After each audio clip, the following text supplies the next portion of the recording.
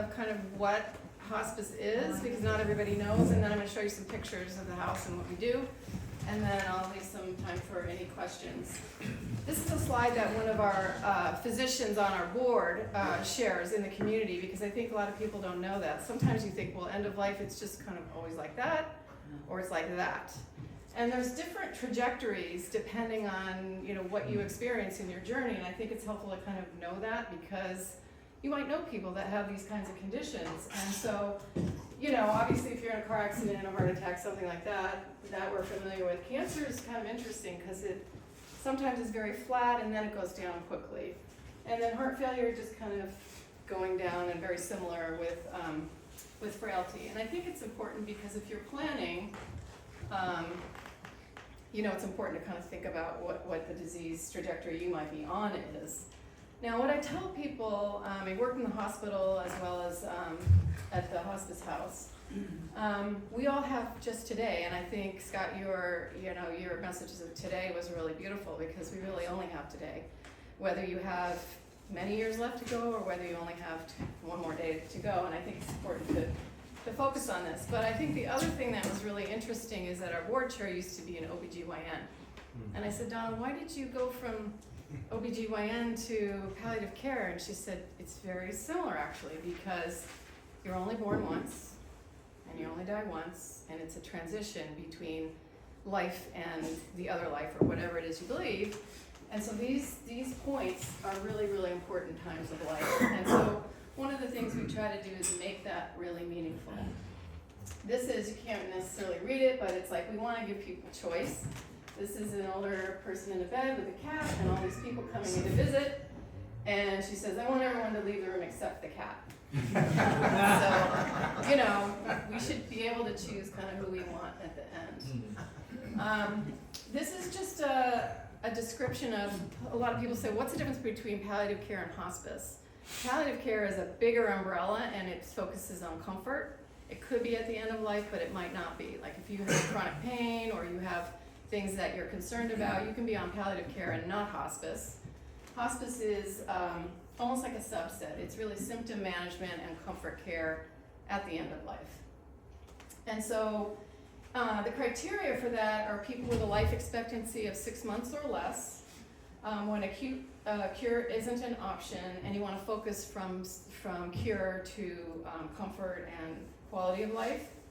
It's a medical benefit, and you can revoke it. So you can go on hospice and you might decide you don't want it anymore. I have 2 people at the hospice house right now who are graduating, and one of them said to me the other day, she says, well, I guess I didn't die quick enough. It's like, really? Okay.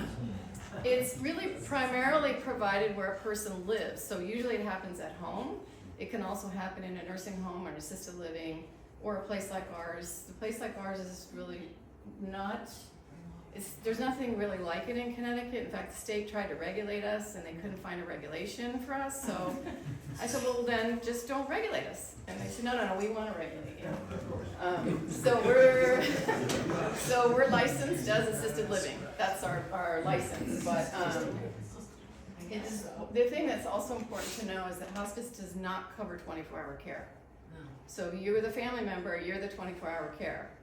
And so that's kind of what we provide, is the 24-hour care. We have 24-hour nursing, 24-hour aid care, room and board. And it's also not intended to hasten death. So people come and they're like, I'm done, ready to go. We're like, yeah, maybe not. Not so sure about that. I have one woman there who's been there now 3 years. So, are you kidding? Yeah, she beat Jimmy Carter. I mean, really. So we're a nonprofit, as you might have imagined from Rob's introduction. We have 8 private suites with common indoor and outdoor spaces, really beautiful in the springtime, come visit. You bring your own hospice agency. So we work with all the area agencies. We have our own staff, and then we also have volunteers. So if this is something you're interested in, let me know. It is private pay because it's assisted living. So it's $25 an hour or $600 a day. Long-term care insurance is the only insurance we can take, but we do fundraisers to support people, and we have grants for people who can't afford to pay that. So I never want people to say I can't go there because I can't afford this. So let me show you, I don't know if you can see it in the back, but I can send you pictures. This is what it looks like. It's right off of exit 33 in Stamford. You just come off the exit if you're coming from New York, and it's on the left, a couple blocks down. You know, we have, like I said, some private spaces that people can use. This is our library, so you can come and spend time with families if you don't want to be in the bedroom. This is a wedding we had a couple years ago. So this woman was on hospice. She actually graduated and went home. So we also have a lot of children, grandchildren come and visit. So this guy was an artist. He used to have, we used to host wine and cheese parties for him, and he would sell his artwork. And this is this woman's great grandchild here. We also celebrate life, actually. So this is a family. They're here for Thanksgiving. They come and visit with their person, their family member. And this is a baby shower for one of our staff members, and some of our residents are there as well as family members. And then we have a playground, because one guy in the neighborhood said, oh, I used to go to nursery school here because the land was given to the community. There was a church there and a community center, and it burned down, and the community gave it to us. This is when we didn't exist, but we had land. And he said, oh, I used to play here, I want to donate a playground. So he sponsored the playground, and so families are playing here. This is one of our nurses, and she brought her grandson in one day to play on the playground. And then we have staff celebrations. This is a high school volunteer who comes in and hangs out with people. And we also have New Canaan people who participate in addition to the New Canaan Community Foundation, which has supported us even before we were born, to Flower Again, if you guys are familiar with that. They donate flowers. Jill's team comes over, and we have people from New Canaan who go to the golf tournament every year. So, you know, there's people in this room who know people who have stayed with us at the end of life. And I encourage you to come visit. You don't have to stay. And so that's it. That's just short and sweet.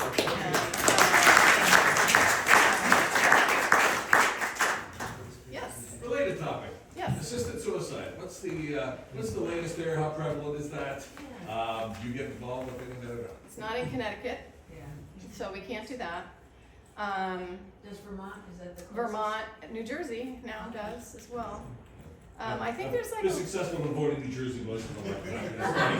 Even though they're away. Yeah. They're looking for you.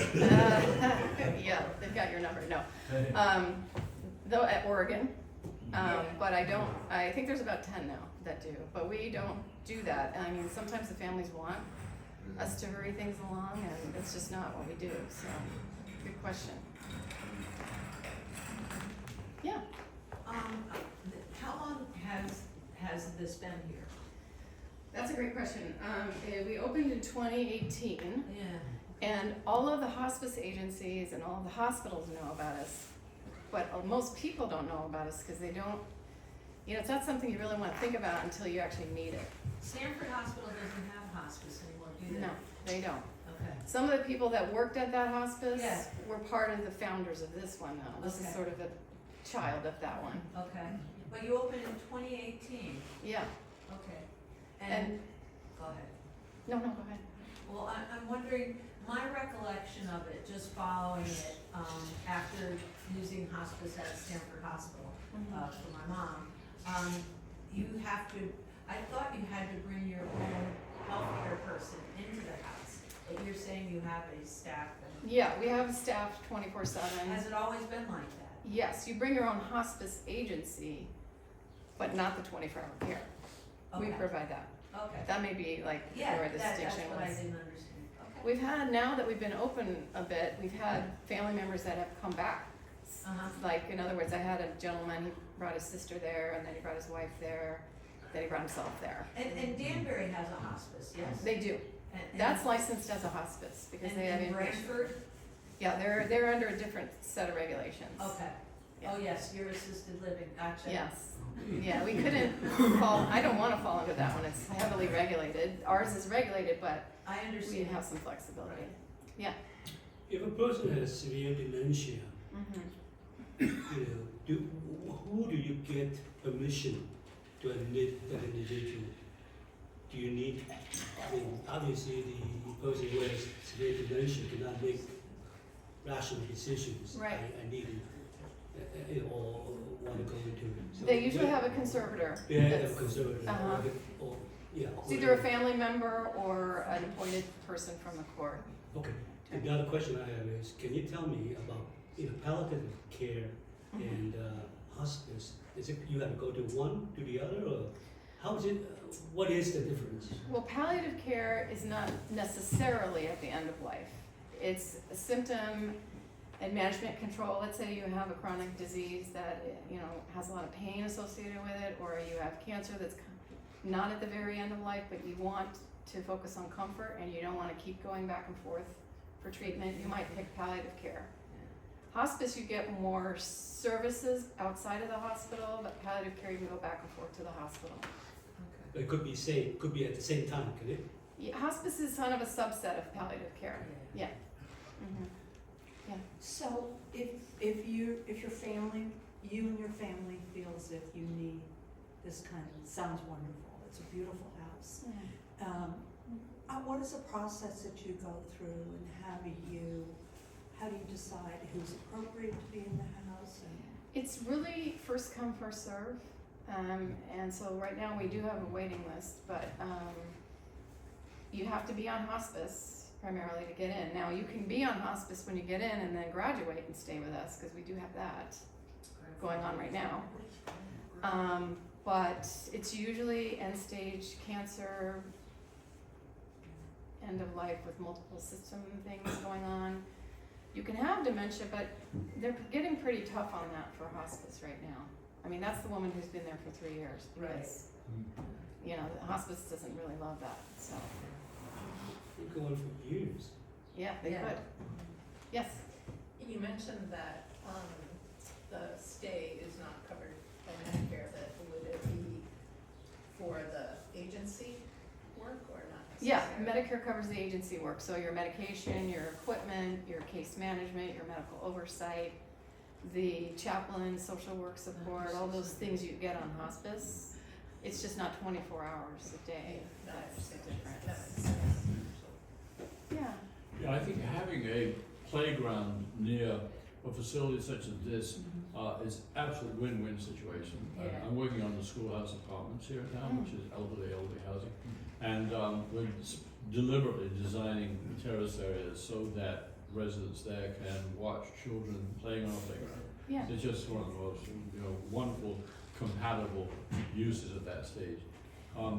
The other thing that this kind of topic reminds me of my favorite author, Mark Twain, who, when asked about his ideas for the future life, said, "Well, I can't decide whether to go to heaven for the climate or hell for the company." Yeah, for sure. Julia? Yeah. Out of curiosity,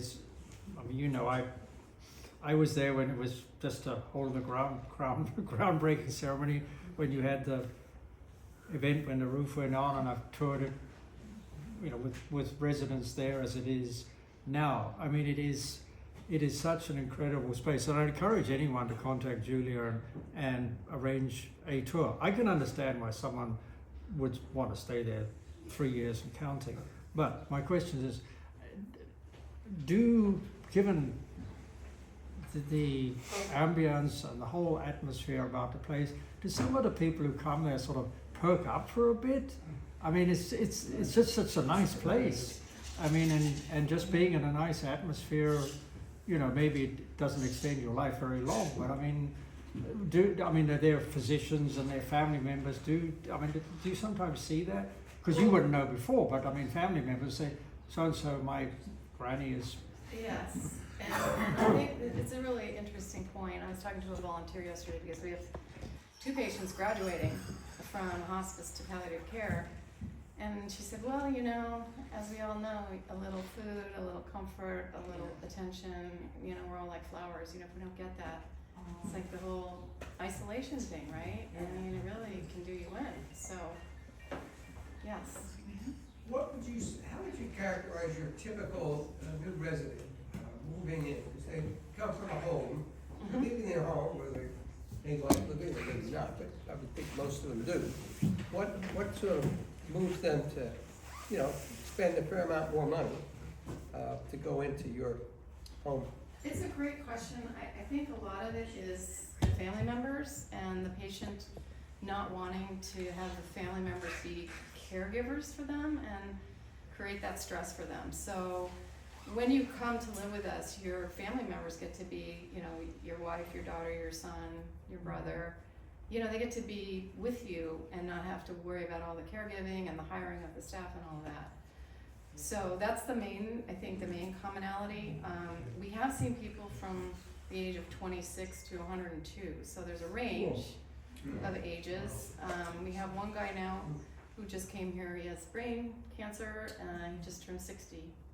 So he has children in their 20s, you know, his wife is young, so this is an opportunity for her to spend time with him and not have to worry about all that other stuff. Yeah. Yeah. I have a friend who's in a similar environment, so maybe 3 weeks ago, he passed away, and her daughter, who I'm still in contact with, said that they continue to call to check on the family. Your hospice agency is required by law to follow you for a year.